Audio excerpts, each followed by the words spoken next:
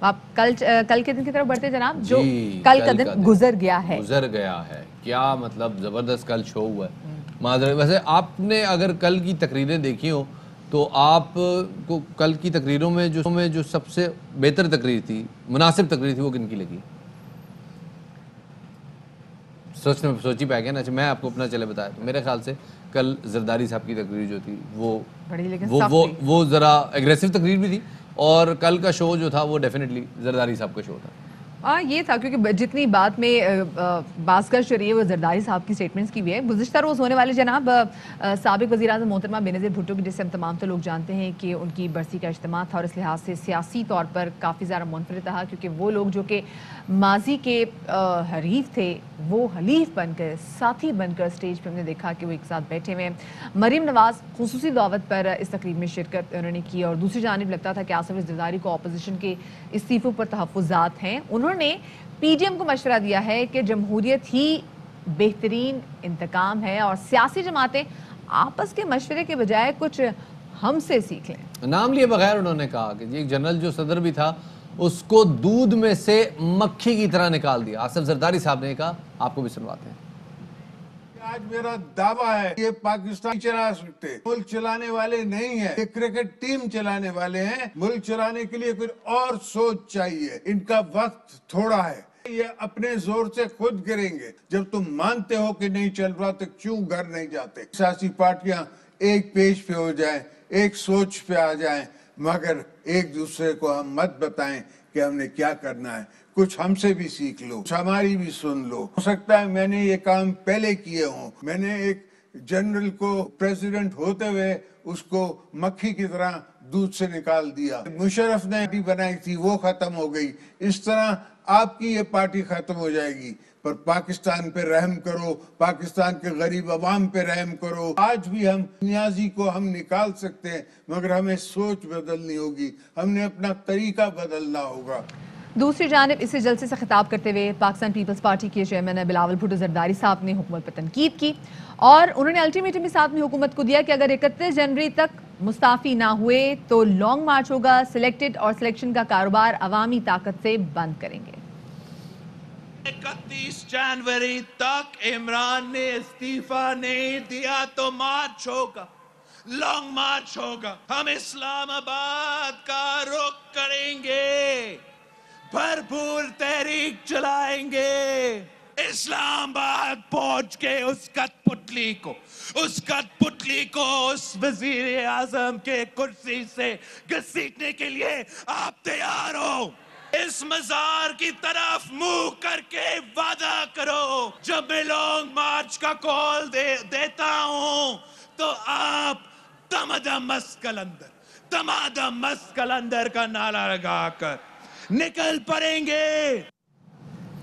مریم نواز نے گڑھی خدا بخش میں خطاب کرتے ہوئے کہا کہ اپنی نالائقی چھپانے کے لیے کہا جاتا ہے کہ فوج میرے پیچھے ہے، تمہیں لانے والوں کو پیچھے ہٹنا پڑے گا.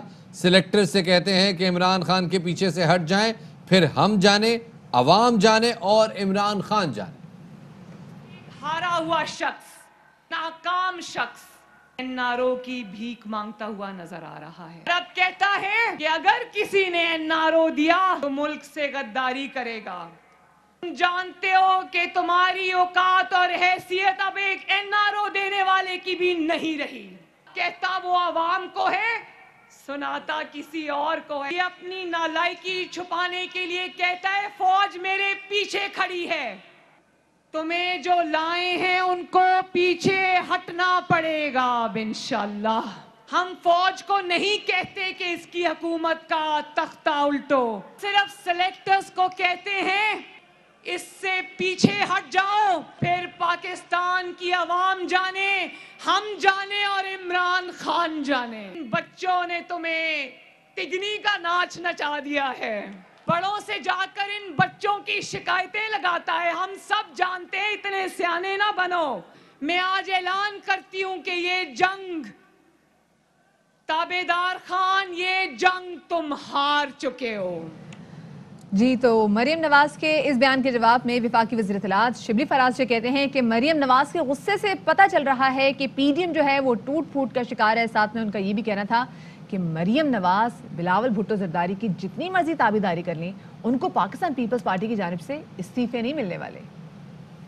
مریم کا غصہ اور اس کے چہرے سے عیاں تذبذب اس بات کی گواہی دیتی ہے کہ پی ڈی ایم ٹوٹ پھوٹ کا شکار ہے۔ آج کے جلسے میں اداروں کے خلاف ہرزہ سرائی اس بات کا ثبوت ہے کہ یہ اپنے اقتدار کے لیے اور اپنی چوری کی مال و دولت چھپانے کے لیے کسی حد تک بھی جا سکتے ہیں۔ یہ جتنا چیخیں، جتنی آہ و بکاہ کر لیں، جتنی چھلانگیں مار لیں، عمران خان ان سے بلیک میل نہیں ہوگا۔ مریم صفدر بلاول کی جتنی بھی تابعداری کر لیں ان کو پیپلز پارٹی سے استعفے نہیں ملنے والے۔ Special adviser to prime minister doctor Shahbaz Gill کہتے ہیں کہ مریم نواز آپ کہہ رہی ہیں مشرف بہت برا ہے، آپ جن کی قبر پہ یہ کہہ رہی ہیں ان کے بقول آپ کے والد مشرف سے بھی برے تھے۔ معاون خصوصی شہباز گل نے مریم نواز کی تقریر کے رد عمل میں بے نظیر بھٹو شہید کا ایک بیان ٹویٹ کیا جس میں انہوں نے کہا تھا کہ نواز شریف مشرف سے بھی برا شخص ہے۔ اور اسی والے سے بات کریں گے، ہمارے ساتھ موجود ہیں معاون خصوصی برائے اطلاعات پنجاب ڈاکٹر فردوس عاشق امان صاحبہ، ان کو شامل گفتگو کریں گے۔ ڈاکٹر صاحبہ بہت شکریہ آپ نے ہمیں وقت دیا۔ یہ بتائے گا کہ مسلم لیگ فنکشن کی جانب سے بڑی کوششیں کی جا رہی ہیں، بڑی متحرک نظر آ رہی ہے۔ علی دورانی صاحب نے تو جا کے اسپیسیفکلی ملاقات بھی کی شہباز شریف صاحب سے جیل میں۔ بڑی کوششیں کی جا رہی ہے کہ کچھ نہ کچھ کر کے حکومت اور اپوزیشن کے درمیان مذاکرات ہو جائیں۔ آپ کو لگ رہا ہے کہ آنے والے دنوں میں کسی کو کوئی پیش رفت ہوتی ہوئی دیکھ رہی ہیں آپ؟ دیکھیے، مذاکرات سے حکومت کبھی پیچھے نہیں ہٹی۔ ہم نیشنل کاز کے لیے مذاکرات کرنا جو ہے 1 منٹ بھی اس کے لیے ضائع نہیں کریں گے، ہم کرنے کے لیے تیار ہیں، لیکن انہیں نیشنل کاز کے لیے مذاکرات نہیں کرنے، یہ اپنی ذات کے لیے مذاکرات کرنا چاہتے ہیں۔ تو حکومت ذات کا نہیں، کاز کا جو درد ہے اس کو سمجھتی ہے، اور کاز کے لیے جو نیشنل کاز ہے، جو پبلک کاز ہے، اس کے لیے مذاکرات کسی وقت کسی سے بھی ہم کرنے کے لیے تیار ہیں، لیکن اس کی آڑ میں کیسز سے چھٹکارا، حکومت کو بلیک میل کرنا، اپنے کیسز میں ریلیف لینے کے لیے، لوٹ کھسوٹ کے لیے حکومت کو پریشرائز کرنا، تو یہ ان کا پینترا جو ہے وہ کسی صورت بھی کام نہیں آئے گا۔ فردوس صاحبہ، اختلافات سامنے آ رہے ہیں اپوزیشن جماعتوں میں، استعفوں کی بات پہ بھی ایک گمگو کیفیت ہے، اور لانگ مارچ کے حوالے سے بھی تاریخیں طے نہیں ہو پا رہی۔ آپ کچھ ایسا ہوتا ممکن دیکھ رہی ہیں؟ دیکھیے، میں سب سے پہلے تو کیونکہ مریم کا بے نظیر بھٹو کی برسی پہ مگرمچھ کے آنسو بہانے کا جو منظر تھا وہ فراڈ، مکر اور دوغلا پن اور منافقت سے بھرا تھا، اور والد جو ہے جس کو غدار قرار دیتا رہا، بیٹی نے آج اس کو قائد مانا، تو کیا یہ کھلا تضاد نہیں ہے؟ اور جو بھتیجی ہے وہ استعفے دینے کا اعلان کرتی ہے، اور جو چچا ہے وہ گریٹ ڈبیٹ اور نیشنل ڈبیٹ کی بات کرتا ہے، کیا یہ کھلا تضاد نہیں ہے؟ اور یہ اسی طرح اپنے بیانیے کے تضاد میں پھنسے رہیں گے، اور یہ مریم اپنے باپ کے جو کرپشن کا لٹو سے پھٹو کا نظریہ اس سے کتنی متاثر ہے، آج قوم کو اس کا پتہ چل گیا ہے۔ مستاق جمہوریت دراصل بانیاں لینے کا معاہدہ تھا، آج مریم اور بلاول اسی معاہدے کی تجدید چاہتے ہیں، لیکن قوم اب اس دھوکے میں نہیں آئے گی۔ صحیح، بہت شکریہ جی۔ ڈاکٹر فردوس عاشق ہمارے ساتھ موجود تھے، اور اسی والے سے بات کریں گے۔ ہمارے ساتھ موجود ہیں مسلم لیگ فنکشنل کے رہنما محمد علی دورانی صاحب، سابق وزیر بھی رہ چکے ہیں، ان کو شامل گفتگو کریں گے۔ سر بہت شکریہ، آپ نے باخبر سویرا کو وقت دیا۔ یہ بتائے گا کہ ابھی جو موجودہ صورتحال چل رہی ہے، ہم نے کل جلسہ بھی دیکھا گڑھی خدا بخش میں، اس میں جو پی ڈی ایم کے جو جماعتیں تھیں، جو ان کے رہنما تھے، ان کی سٹیٹمنٹس، ابھی آپ نے فردوس عاشق امان صاحبہ کو بھی سنا۔ ان حالات میں آپ کو لگ رہا ہے کہ حکومت اور اپوزیشن بیٹھ کے کہیں نہ کہیں مذاکرات کی ٹیبل پر بیٹھنے پہ راضی ہو جائیں گے؟ بسم اللہ الرحمن الرحیم۔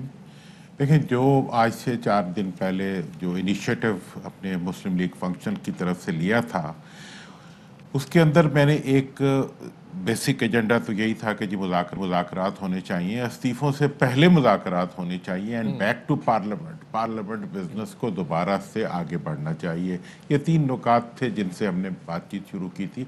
लेकिन साथ ही मैंने ये भी कहा था कि इस वक्त ग्रैंड मुज़ाकरात शुरू कराने के लिए ट्रैक 2 मुज़ाकरात का हम आगाज़ कर रहे हैं, और उसमें बुनियादी नुक्ता ये था कि हुकूमत हो, अपोजिशन हो और मुल्क के तमाम मीडिया हो, मुल्क के तमाम इदारे हो। ट्रैक 2 के अंदर कुछ इदारे बोल सकते हैं और कुछ नहीं बोल सकते। सियासतदान बोल सकते हैं, दूसरे जो इस्टेब्लिशमेंट है वो नहीं बोल सकती। वो तमाम लोग जो बोल सकते हैं या नहीं बोल सकते, वो अपना एक किरदार अदा करें इस मुल्क के अंदर इस वक्त जो टकराव की कैफियत है उसको खात्मे के लिए। आप ये देखें कि उसके बाद से मेरी नज़र में ट्रैक 2 डायलॉग शुरू हो चुके हैं और वो नज़र भी आने शुरू हो गए हैं।